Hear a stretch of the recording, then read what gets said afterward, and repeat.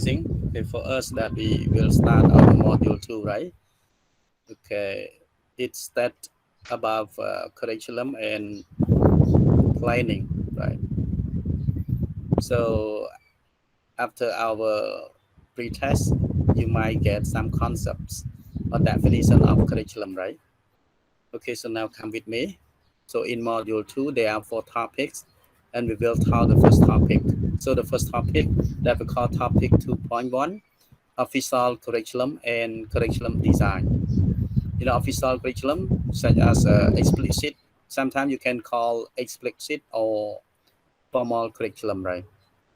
And here, curriculum design, you talk about the elements and the process of doing the curriculum, right? Cambodian curricular documents compare with other countries. Cambodian curriculum, especially documents such as teacher books or student book. Okay, that we use this one, or we can say syllabus, right? As well. Okay, also curricular document for Cambodian education compare with other countries, and also plus minimum and maximum standards. So sometimes we might not give the clear definition of what are the limited or what are the assumed criteria that we consider the curriculum is standard. And the second one, uh, how can you judge the standard as a minimum or the lowest level or maximum or highest level, right? So all of this will be easy, won't be easy, okay, to consider or to judge by the criteria because of different contexts that we might not use one school standard and then compare another school standard in different places or different countries, right? Yeah. So I only give one example about minimum standards. Okay. So when we talk about the minimum standard, that means the curriculum also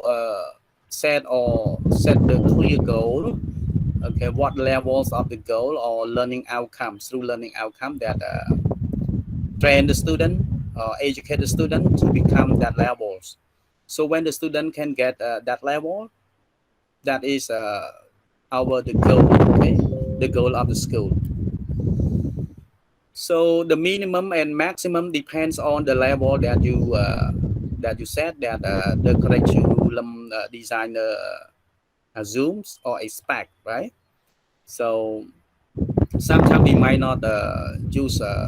one rule, okay, to limit, okay, from that number is a minimum standard and that numbers is a maximum standard. Not say okay 50% as a minimum standard, 100% as a maximum standards. No, the student cannot reach that, but they can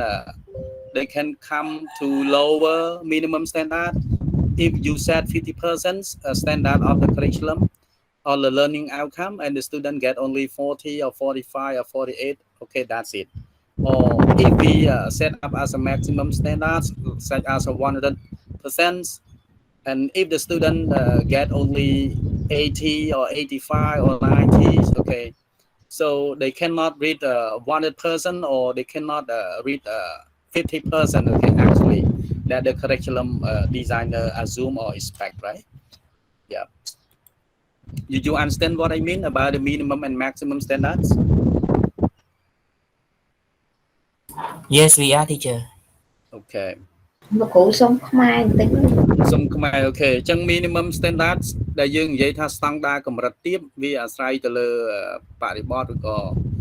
សំខាន់ទៅលើបរិបទនៃប្រទេសមួយឬក៏កន្លែងមួយដែលគេកំណត់អញ្ចឹងនរណាអ្នកកំណត់គឺ curriculum designer ក៏ជាអ្នកកំណត់អញ្ចឹងការកំណត់គឺកំណត់ទៅលើកម្មវិធីសិក្សាថាតើនៅក្នុងកម្មវិធីសិក្សានៅក្នុងកម្រិតមួយហ្នឹងចង់ឲ្យសិស្សចេះបានប៉ុណ្ណាប្រមាណភាគរយ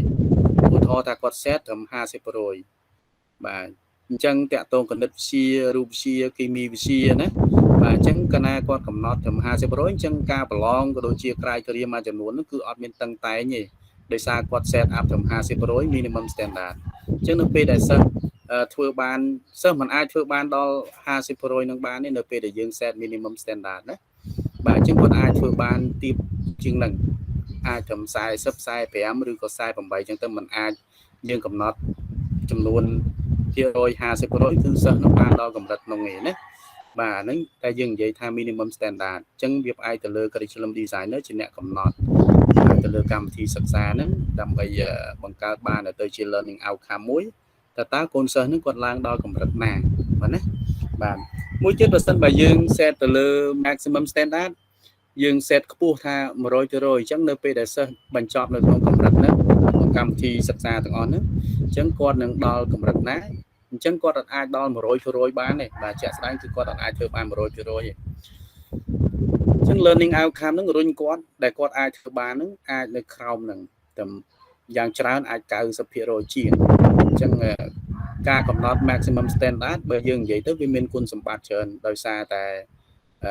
កម្មវិធីសិក្សាហ្នឹងគឺរៀបចំមានភាពតឹងតែងមាន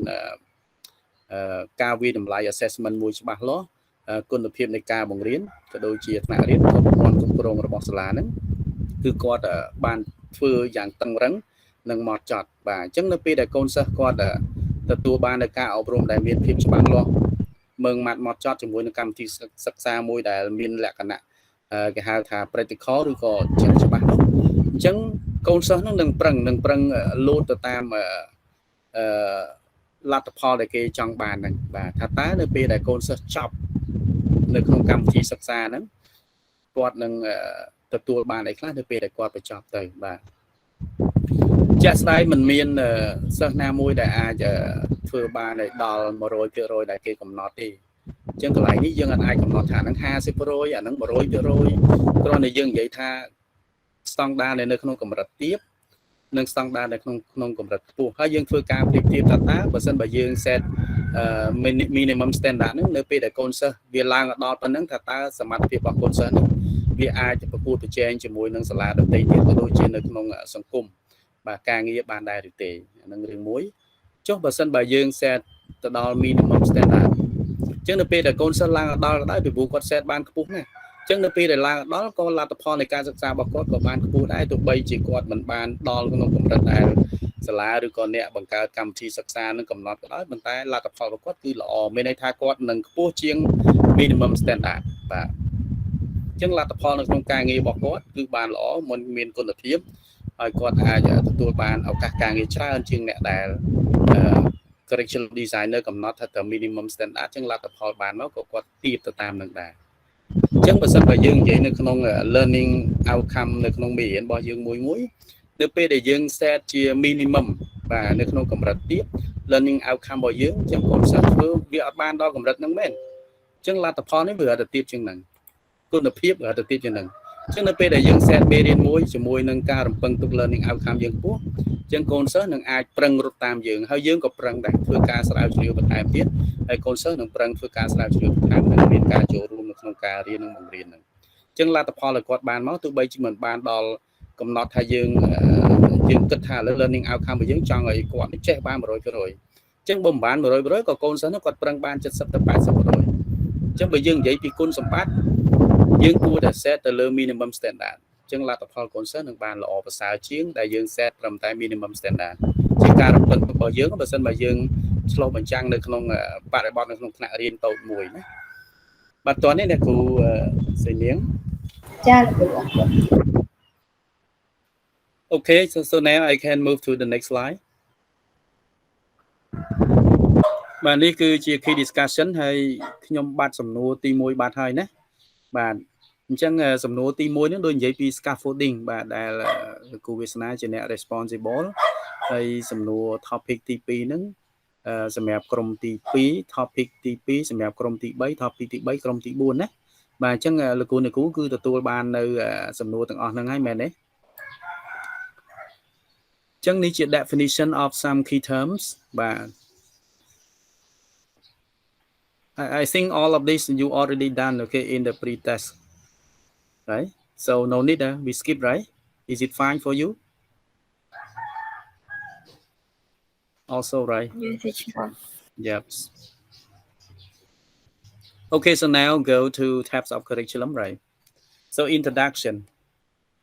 Teachers designing their curriculum must consider how the environment of the classroom will impact students. A student will learn from what is taught in a class and from how that class is taught. Talk about the technique and methodology applied or implemented by the teacher or homeroom teacher, right? The student will also take lessons from how her class and school are organized. Okay. So talk about the task or activity. Task or activity are organized by the teacher after instruction. Right? These are the concepts of explicit and implicit curriculum. So explicit mean formal curriculum, and implicit they mean informal curriculum. So explicit curriculum, talk about the curriculum are organized by the curriculum designer of the school or the top level of the school, right? Okay, and informal, okay, can be hidden curriculum. So sometimes it's not listed in the curriculum as the student learn, but we can see, we can observe through the student attitude, character, or their values, or their socialization. And they help educators think about the different ways students learn, that means types of learners, so they can design more effective method of teaching. So they here as a teacher, so when they know the different types of learner the student are, and then they can design or find out more effective method or techniques of teaching in order to make the class become active, right? So here are the types of curriculum as you know already, such as explicit curriculum, that means formal curriculums. Okay, so when they come to school, they get that curriculum, right? And implicit or hidden curriculum, we cannot see, we cannot list down many contents or some activity or method or techniques in the whole curriculum, but we can observe through our teaching and learning in the classroom, right? We are the student attitude, characters or values or socialization or communication in the class.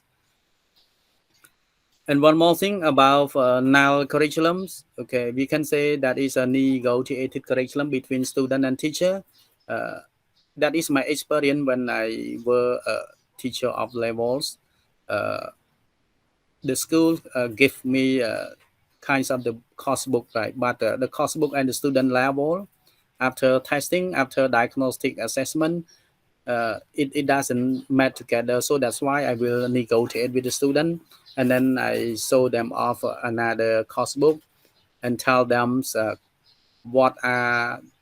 the contents listed in the course book, and explain them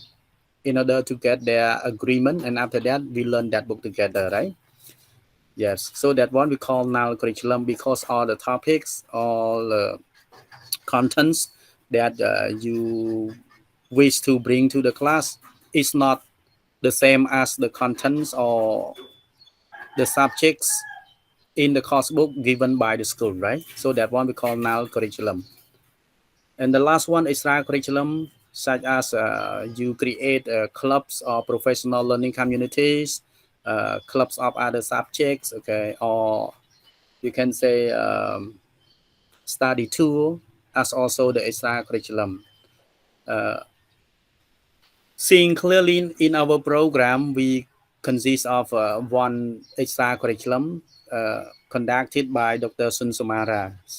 that we call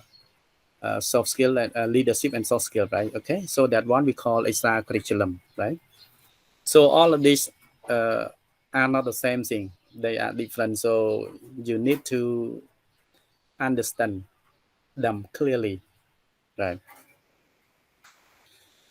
So here are the full meaning of each types of curriculum that I already mentioned and explained you, and you already did, okay, in the pre-test as well, so no need to talk more about this, and we go ahead. So here are the purpose and types of curriculum design, right? You know purpose? Yeah, purpose of the curriculum. You can see this one. Teachers design each curriculum with a specific educational purpose in mind. So curriculum are the combination between educators and scientific information or research by researcher. So they combine together plus environment or social context, and then they can create the curriculum. The main purpose of the curriculum that the teachers or the school design is to push the student to becomes a person who have a higher opportunity in getting a job in the society. The ultimate goal is to improve student learning. So the reason why they improve the student learning because they want the students to become qualified for the jobs when they graduate from school, right? But there are other reasons to employ curriculum design as well. So this one as a general definition of the purpose of a curriculum that the teachers or the school design. But here are the very specific one that already done or have been done by other school in other country, especially in Asia or in Europe, right? So you can see there are three types of curriculum design. The first one, subject center design. Yes, here are very, no, not very, very implemented in Cambodia, subject center design មានន័យថារៀបចំកម្មវិធីសិក្សាដោយពឹងផ្អែកទៅលើខ្លឹមសារមេរៀន okay subject center design and the second one learner center design so you design the curriculum based on the learner interest learner needs okay and the last one problem center design okay such as American curriculum also okay or Japanese so they use that kinds of curriculum so they design curriculum based on the practical problems okay ចឹងទី3នេះគឺយើង design កម្មវិធីសិក្សាដែលពឹងផ្អែកទៅលើបញ្ហាដែលកើតមាននៅក្នុងសង្គមហើយគេរៀបចំកម្មវិធីនោះដើម្បីបង្កើតឲ្យទៅជា problem solver បាទ Okay here the subject center curriculums in detail right subject center curriculum design describes what need to be studied and how it should be studied the contents okay អ្វីដែលចាំបាច់ត្រូវសិក្សាហើយតើខ្លឹមសារមេរៀនហ្នឹងគួរតែសិក្សាដោយរបៀបណា The second one in standardized core curricula teachers are provided a predetermined list of things that they need to teach their student along with specific example of how these things should be taught such as a teacher guide or yes mostly teacher guide ដែរ ចឹងនៅក្នុងកម្មវិធីសិក្សាសំខាន់ជាស្តង់ដារមួយចឹងគ្រូទាំងអស់ត្រូវបានគេផ្ដល់ជូននៅ list មួយដែលមានការកំណត់ទៅលើខ្លឹមសារមេរៀនដែលគួរយកទៅបង្រៀនហើយចាំបាច់ត្រូវតែបង្រៀនសិស្សរបស់ពួកគេនោះដោយស្របទៅនឹងឧទាហរណ៍ជាក់លាក់មួយចំនួនពីរបៀបដែលខ្លឹមសារទាំងអស់នោះអាចយកទៅបង្រៀនបានបាទចឹងអាចពាក់ព័ន្ធទៅនឹងមេរៀន physics ឬក៏ chemistry ដែលយើងអាចធ្វើការពិសោធន៍បានងាយៗណាបាទ You can also find subject-centered design in large college classes in which teachers focus on a particular subject or disciplines. Okay, mostly our Cambodian curriculum, right? Apply subject-centered curriculum design, right? ចឹងនៅក្នុងប្រទេសកម្ពុជាយើងការអប់រំបាទដែលយើងនិយាយថាក្រោយឆ្នាំ2014ណាបាទភាគច្រើនគឺកម្មវិធីសិក្សាគឺផ្ដោតទៅលើខ្លឹមសារមេរៀនបាទខ្លឹមសារមេរៀន អញ្ចឹងมันមានការផ្លាស់ប្ដូរអីច្រើនទេបាទអញ្ចឹងមេរៀនខ្លះនៅតែកំពុងតែបន្តណាទោះបីជា10ឆ្នាំ5 10ឆ្នាំក៏ដោយបាទយើងអាចកលេចមើលនៅក្នុង literature អក្សរសិល្ប៍អញ្ចឹងណាបាទយើងមើលរឿងមួយចំនួនទៀត doesn't reflect current society มันបានឆ្លុះបញ្ចាំងពីសង្គមយើងបច្ចុប្បន្នទេដូចទុំទាវអីបាទអញ្ចឹងដូចជាมันបានឆ្លុះបញ្ចាំង នៅក្នុងសង្គមយើងបច្ចុប្បន្ននេះនឹងរឿងមួយចំនួនទៀតបែបរឿងប្រវត្តិសាស្ត្រអីមានប្រវត្តិសាស្ត្របាទទៅសិក្សាពីជ័យវរ្ម័នទី7ពីអីណារាប់ពាន់ឆ្នាំមុននោះណាអូខេអញ្ចឹងมันអាច apply ក្នុងបរិបទបច្ចុប្បន្នបានទេអូខេ Next one, okay, continue. It is not student center. ចឹង curriculum ហ្នឹងគឺអត់ពឹងផ្អែកទៅលើតម្រូវការរបស់សិស្សចំណង់ចំណូលចិត្តរបស់សិស្សអីទេណា In particular, this form of curriculum design is constructed without taking into account the specific learning style of the student.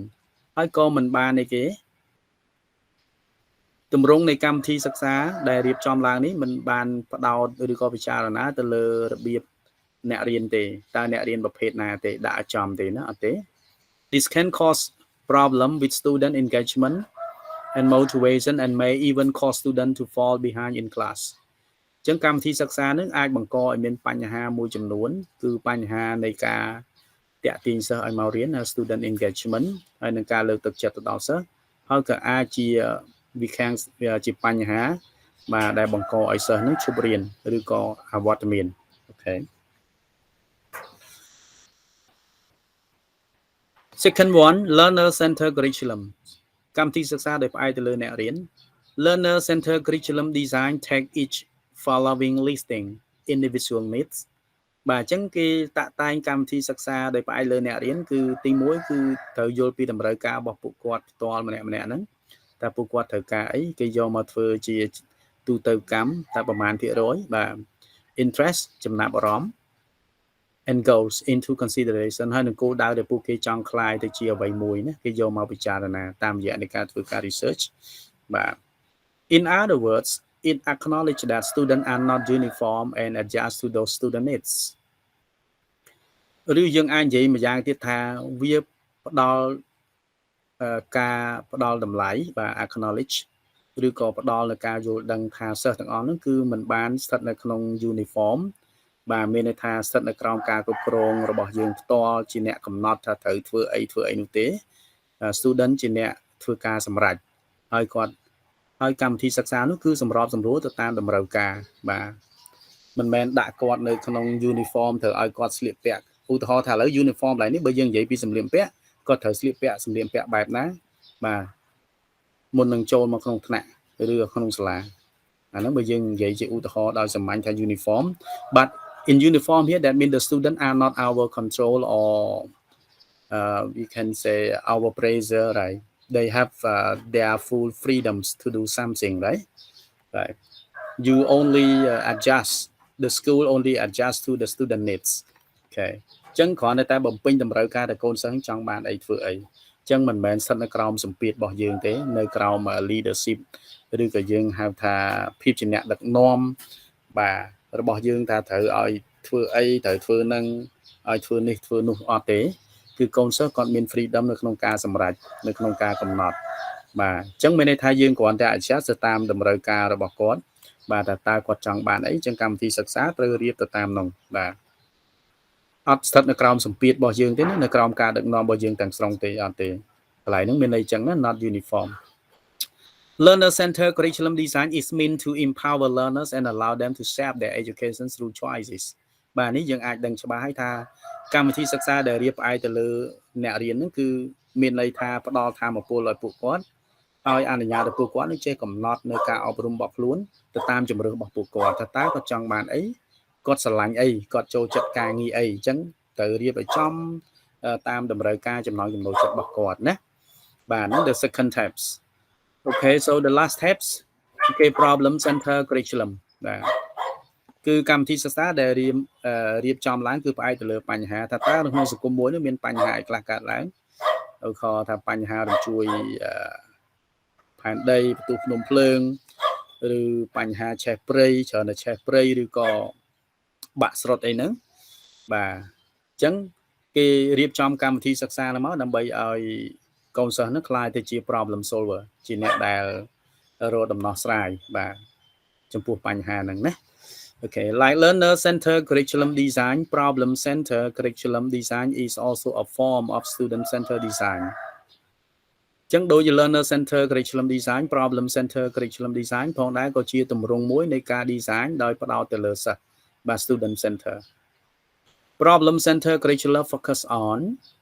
ចឹងកម្មវិធីសិក្សាដែលផ្ដោតទៅលើបញ្ហាហ្នឹងគឺផ្ដោតទៅលើខ្លះ teaching student how to look at the problem ចឹងបង្រៀនសិស្សហ្នឹងឲ្យដឹងពីវិធីនៅក្នុងការមើលបញ្ហាហ្នឹងបាទ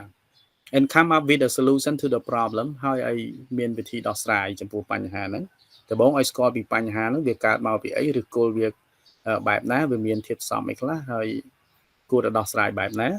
The second one student are thus exposed to real life issue បាទនេះសំខាន់ណាគឺសិស្សទាំងអស់ហ្នឹងនឹងត្រូវបានគេនាំបង្ហាញទៅរកបញ្ហាដែលកើតឡើងនៅក្នុងជីវិតរស់នៅរបស់ពួកគាត់ which help them develop skills that are transferable to the real world ដែលការបង្ហាញទាំងអស់ហ្នឹងគឺជួយឲ្យសិស្សទាំងអស់ហ្នឹងអភិវឌ្ឍនៅបំណិនជាច្រើនដែលអាចប្រើប្រាស់បាននៅក្នុងជីវិតបាទដែលគាត់ក្រោយពីបញ្ចប់ការសិក្សាទៅ Also problem center curriculum design increases the relevance of the curriculum and allows students to be creative and innovate as they are learning ចឹងនៅអាមេរិកក៏គេប្រើ problem center curriculum ដែរនៅជប៉ុនក៏គេប្រើដែរបាទចឹងសិស្សទាំងអស់នៅពេលដែលបញ្ចប់ការសិក្សាទៅគាត់នឹងក្លាយទៅជា problem solvers បាទ Okay so now next one curriculum design tips ចឹងវិធីសាស្ត្រនៃការ design curriculum ថាតើមានអីខ្លះដែលយើងត្រូវសម្គាល់មើល Okay the first one identify the needs of stakeholders you know stakeholders that mean who are all engaged in education okay we call stakeholders can be អ្នកពាក់ព័ន្ធ can be មន្ត្រីប៉ូលីស okay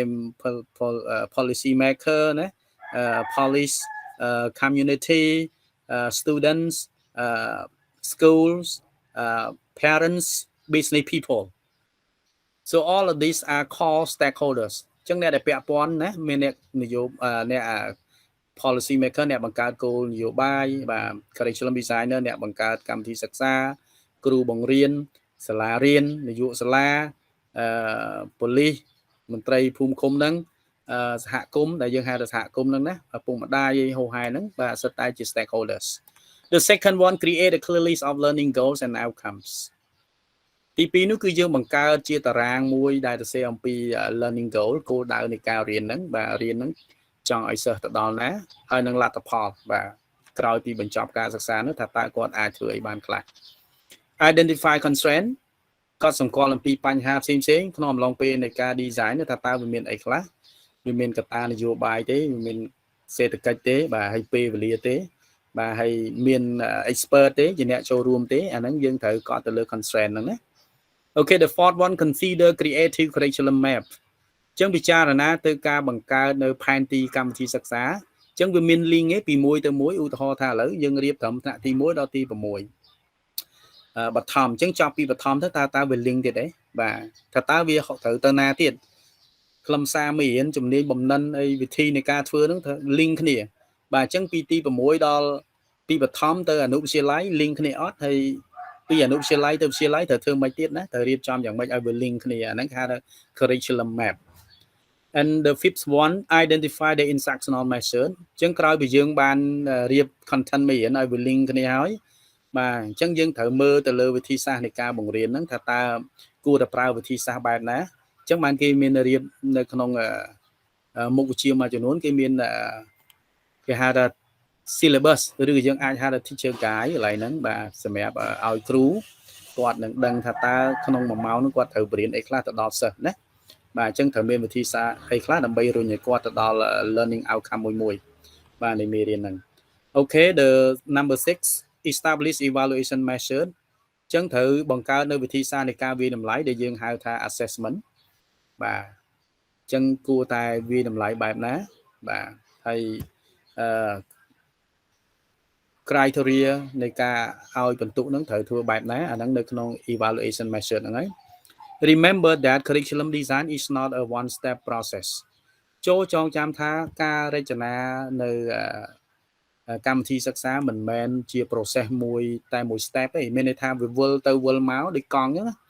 បាទអញ្ចឹង4ទៅ5ឆ្នាំម្ដងគេចាប់ផ្ដើមឆែកមើលឬថាតើខ្លឹមសារមេរៀនណាវិធីសាស្ត្រណាឬក៏ការវិនិច្ឆ័យតម្លៃបែបណាដែលវាមិនសមរម្យឬក៏វាមិនត្រូវតាមបរិបទនេះគេផ្លាស់ប្ដូរទៅតាមបរិបទទៅតាមអ្នករៀនហ្នឹងណាអញ្ចឹងវាមិនមែន one step process ធ្វើឲ្យទេវាត្រូវការមើលឡើងវិញបាទ Okay here are the elements of curriculums Okay adopted from Mark Kim 2003. He lists down 5 things, 4 elements of curriculum. The first one, I mean aims. ចឹងកម្មវិធីសិក្សាត្រូវមានគោលបំណងធំមួយច្បាស់លាស់បាទចង់ឲ្យគាត់ខ្លាយទៅជា businessman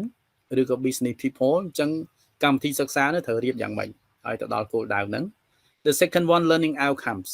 បាទលទ្ធផលនៃការរៀនចឹងអ្នករៀនត្រូវទទួលបាននៅបំណិន3បាទវិជ្ជាសម្បទាបំណិនសម្បទានិងសំទោសវិជ្ជាបាទវិជ្ជាសម្បទាបំណិនសម្បទានិងចរិយាសម្បទាចឹងចរិយាសម្បទាប្រហែលជាពិបាកនៅក្នុងការដែលយើង evaluate ណាបាទដោយសារវាត្រូវការ times ត្រូវការពេលវេលាច្រើននៅក្នុងការ observe បាទទាំងលក្ខណៈ informal និង formal ប៉ុន្តែ the like knowledge and skill យើងអាចធ្វើតេស្តបានបាទយើងអាចធ្វើតេស្តបានជាតេស្តផ្ទាល់មាត់ជាតេស្តនៅក្នុងกระดาษផ្សេងៗហ្នឹងទៅតាមរដ្ឋបាលដែលយើងរៀបចំណាបាទយើងអាចធ្វើបានធ្វើតេស្តតាម knowledge ទៅវាចេញមក skill ទៀតហើយណាបាទ Okay, the third one, content and subject matter. ថាតើខ្លឹមសារមានឯខ្លះដែលយើងត្រូវដាក់បញ្ចូលសម្រាប់ថ្នាក់ទី1សម្រាប់ថ្នាក់ទី2ថ្នាក់ទី3ទី4ទី5ឬក៏កម្រិតមធ្យមសិក្សាបាទតើមានមុខវិជ្ជាអីខ្លះបាទ And the fourth one, teaching and learning method. ចឹងវិធីសាស្ត្រនៃការរៀននិងបង្រៀនបាទទៅធ្វើបែបណា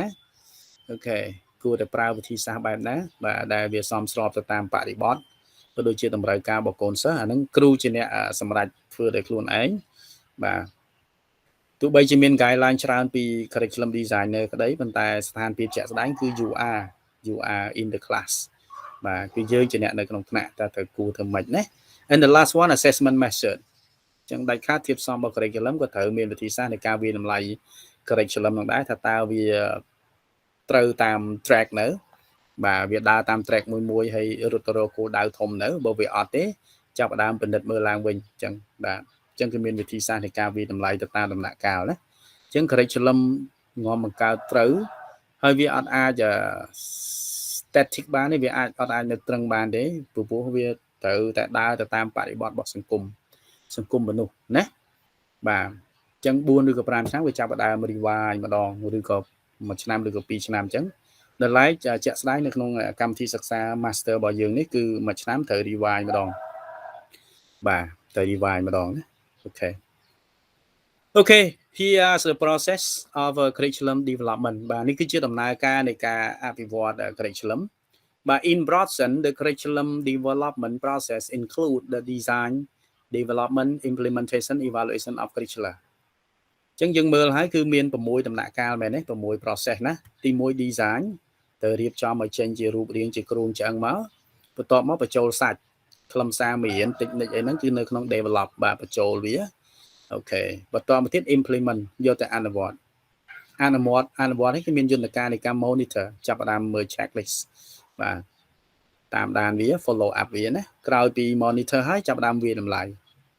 អូខេថាតើវាត្រូវបានប្រមាណភាគរយវាល្អប្រមាណអត់ប្រមាណនឹងចាប់ដើមធ្វើការវាតម្លៃដោយសារនៅក្នុង element ហ្នឹងយើងមាន assessment method ណាបន្ទាប់មកវាតម្លៃហើយថាតើវាល្អវាមិនល្អចាប់ដើម review មើលអាណាដែលត្រូវថែមត្រូវថយដកបញ្ចេញមកបាទបន្ទាប់មកចាប់ដើមចូលក្នុងប្លង់ design ទៀតអូខេរៀបចំគ្រោងឆ្អឹងឡើងវិញទៀតណាអូខេអញ្ចឹង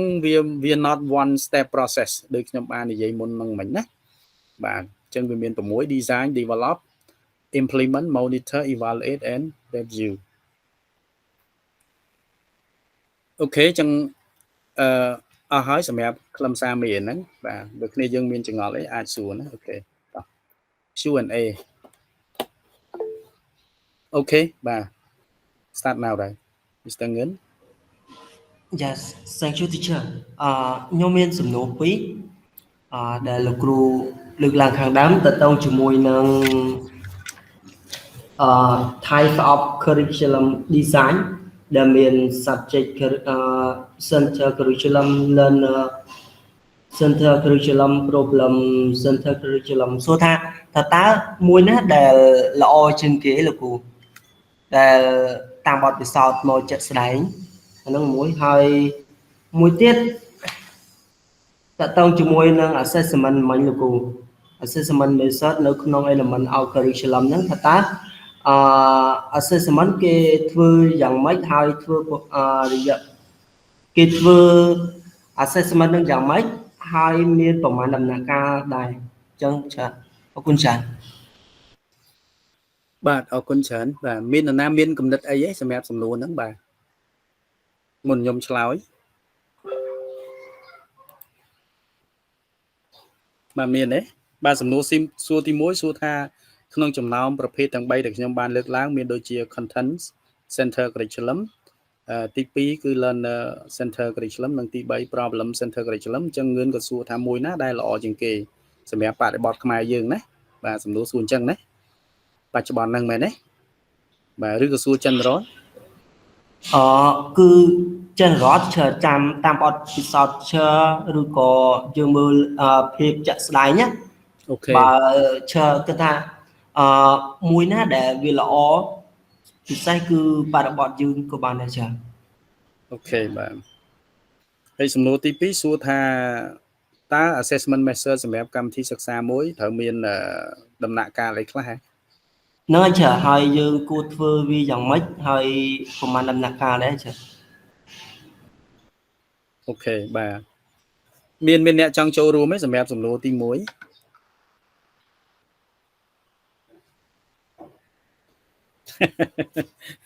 សួរស្ងាត់ទាំងអស់ហ្មង ខ្ញុំគិតថាលោកគ្រូចំនួនទី1ខ្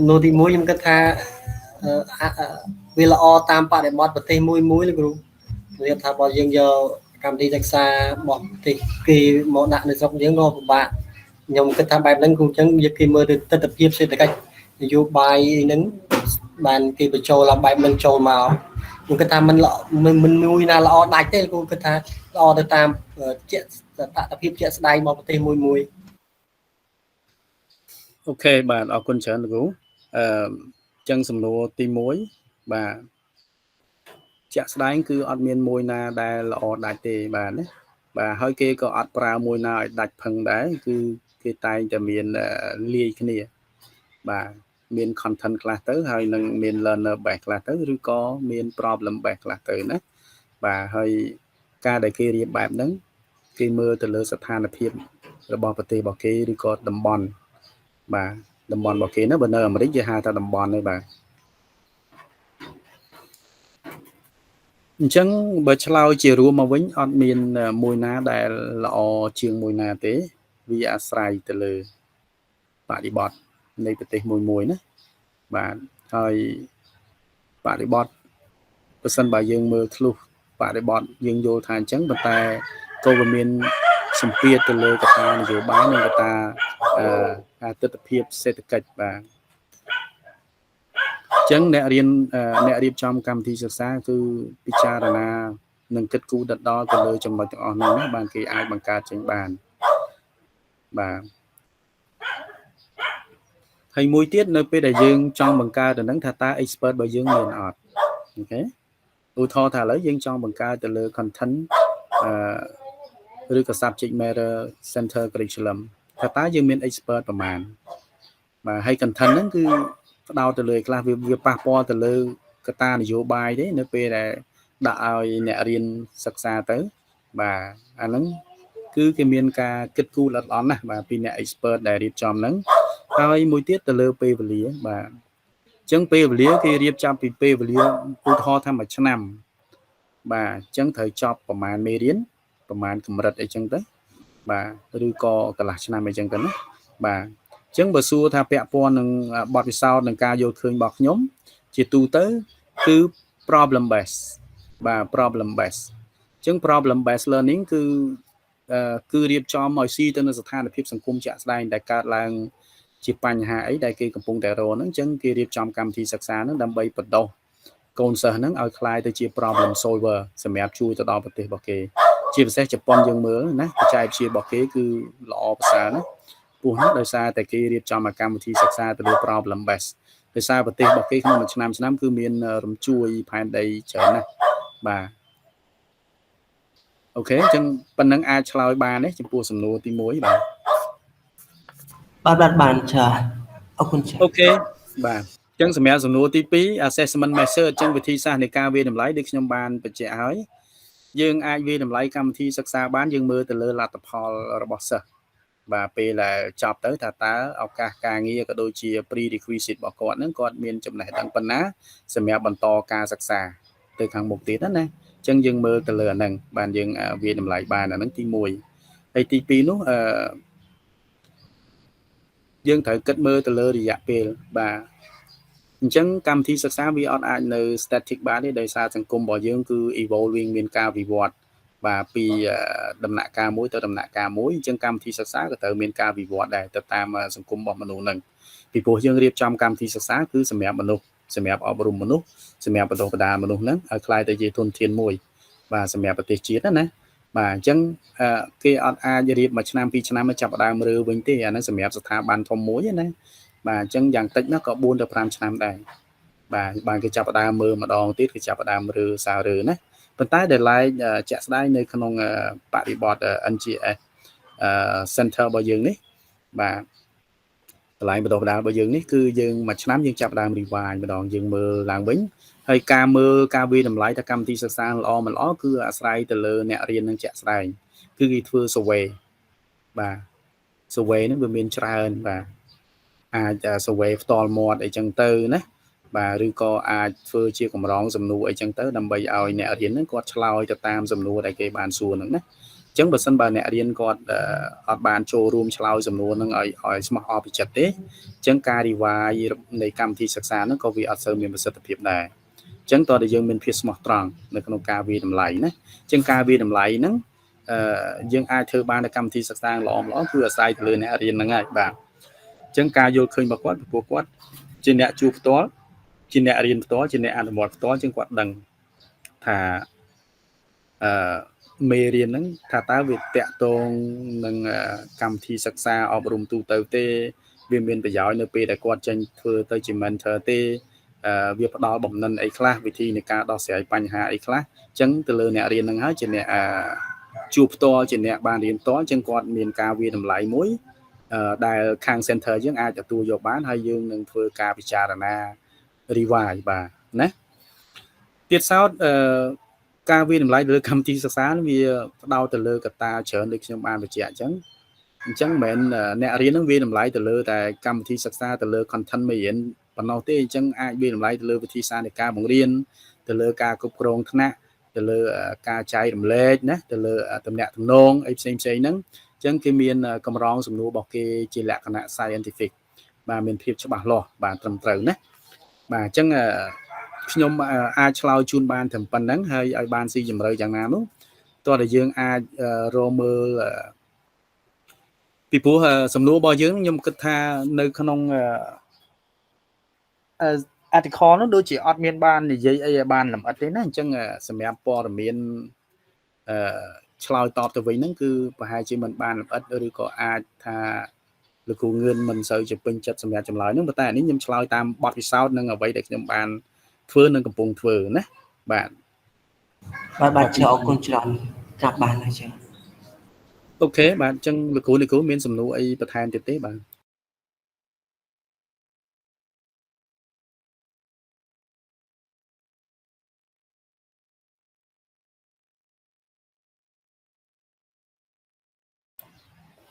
មានទេយើងមានសំណួរអីបន្ថែមទៀតទេ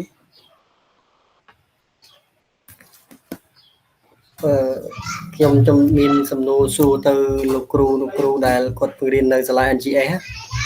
ណាបាទអញ្ចឹងទុកឲ្យខាង NGS ឲ្យតើបាទនៅសាលា NGS តាក់ទងនឹងយើងធ្វើកម្មវិធីសិក្សាដើមឆ្នាំតាមសភៅហ្នឹងហើយ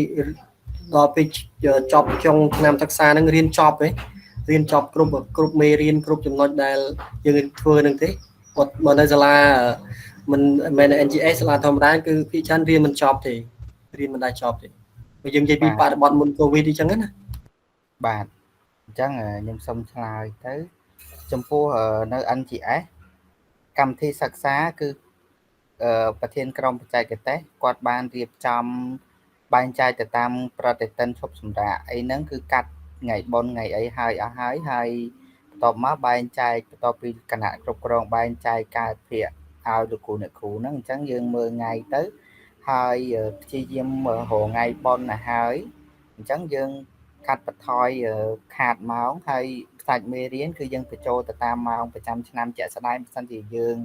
ដកថ្ងៃដែលឈប់ប៉ះចំថ្ងៃយើងនឹងហើយ យើងត្រូវលេខធ្វើម៉េចបំព្រួញពេលវេលាឬលើកមេរៀនមិនហ្នឹងគឺដាក់ទៅតាមជំហានហ្នឹងឲ្យត្រូវទៅតាមការណែនាំដូចជាមានការប្រឡងឆមាសអីយើងត្រូវឆមាសទី1ដល់ដំណាក់កាលណាអីអញ្ចឹងឆមាសទី2ដល់ត្រឹមណាអីអញ្ចឹងគឺយើងត្រូវរៀបចំមកហើយបញ្ជូនទៅឲ្យខាងប្រធានក្រុមបច្ចេកទេសគាត់ជួយពិនិត្យមើលហើយនឹងបញ្ជូនទៅទៅខាងលើទៀតទៅគណៈគ្រប់គ្រងដែលគាត់កាន់ខាងហ្នឹងហើយនៅពេលដែលចិត្តដល់ពេលឆមាសឬក៏អីអញ្ចឹងយើងមានប្រជុំមួយទៀតអញ្ចឹងណាថាតាមដានការសិក្សាហ្នឹងថាតើយឺតឬក៏លឿនអញ្ចឹងហើយនៅប្រជុំប្រចាំខែក៏មានប្រធានក្រុមបច្ចេកទេសហ្នឹងក៏ប្រជុំមួយនឹងនាយកបច្ចេកទេសដែរគាត់ថាប្រជុំពីការងាររៀនហ្នឹងអញ្ចឹងថាតើលោកគ្រូអ្នកគ្រូប្រមាណភាគរយនៅក្នុងមុខវិជ្ជាហ្នឹងដែលបរិញ្ញាយឺតជាងកម្មវិធីហើយលឿនជាងកម្មវិធីហើយកម្មវិធីហ្នឹងគឺបរិញ្ញាទៅតាមការណែនាំរបស់ក្រសួងឯងមេរៀនណាកាត់ចោលគឺកាត់ដូចគ្នាប៉ុន្តែតែចុងឆ្នាំថ្មីហ្នឹងគេលែងឲ្យយើងកាត់មេរៀនចោលហើយលើទៅមុខទៀតហ្នឹងថាយើងចងក្រងឯកសារខ្លួនឯងគ្រូឯកទេសហ្នឹងគឺគាត់មានលទ្ធភាពប្រើប្រាស់ភាសាអង់គ្លេសបានហ្នឹងគាត់បកប្រែឯកសារយកមកបរិញ្ញាហ្នឹងចងក្រងជាកម្មវិធីសិក្សាប្រចាំសាលាហ្មងប្រចាំ NGS ហ្នឹងហ្មងអញ្ចឹងខ្ញុំសូមឆ្លើយសរុបមកថាយើងបរិញ្ញាតាន់ដោយយើងមានការបែងចែកអីត្រឹមត្រូវអរគុណហ្មងបាទអរគុណច្រើន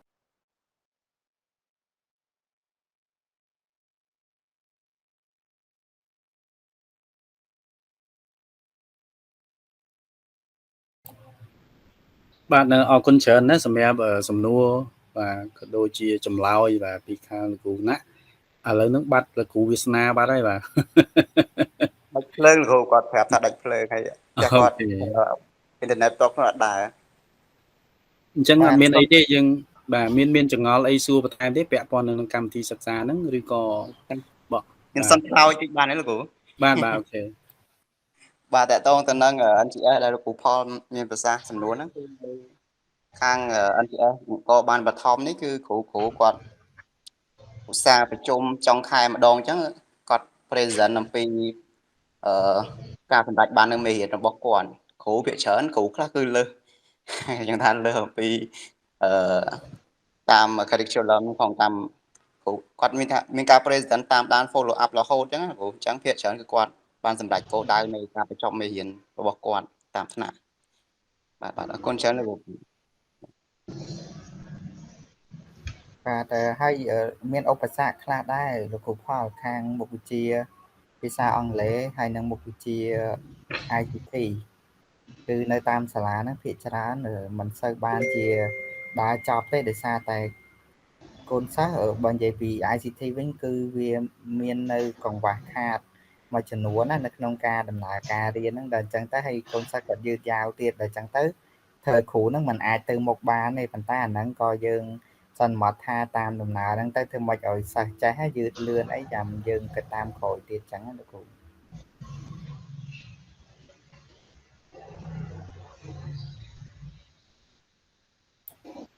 បាទអូខេហ្នឹងហើយអរគុណច្រើនណាស់ហើយពេលវេលារបស់យើងក៏គៀកមកដល់ហើយយើងប្រហែលជាត្រូវសម្រាប់មុនតិចដោយសារម៉ោងសម្រាប់របស់យើងតិចដែរអញ្ចឹងណាអញ្ចឹងបើសិនបើអត់មានសំណួរអីទេខ្ញុំសូមបញ្ចប់ត្រឹមប៉ុណ្្នឹងហើយជួបគ្នានៅសប្តាហ៍ក្រោយបាទណាអូខេបាទ thank you for your attention today and have good lunch together right thank you សម្រាប់អរគុណលោកគ្រូជំរាបលាលោកគ្រូ